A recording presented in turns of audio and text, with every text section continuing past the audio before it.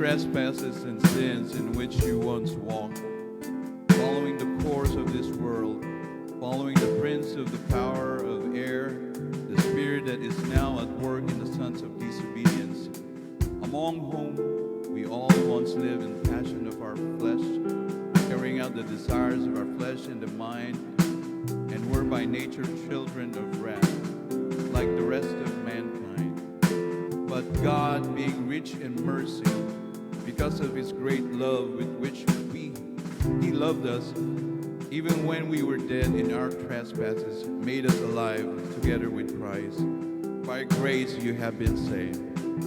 Sometimes we don't understand why God allows pain, but I'm learning that not one moment of our suffering is wasted. Totoo yan.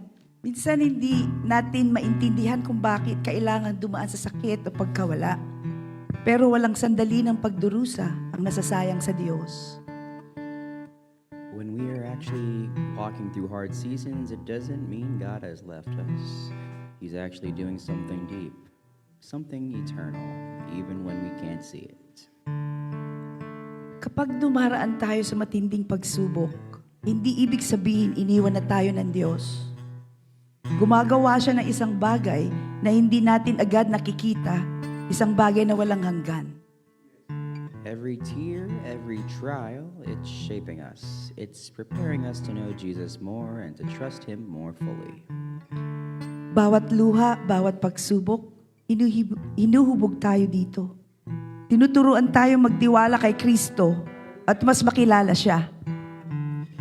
So when we feel crushed or broken, we can remember, this isn't meaningless. God is using even our pain to bring us closer to Him. Kaya kapag pakiramdam natin wasak na tayo, alalahanin natin, may layunin ang lahat. Ginagamit ng Diyos pati ang sakit para ilapit tayo sa Kanya.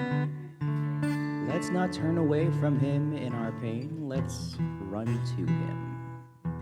Huwag tayong lumayo sa Kanya, lumapit tayo. Kasi sa Kanya lang may tunay na kagalingan.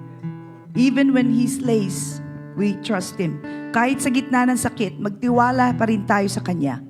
Let's worship Him, even here, even now.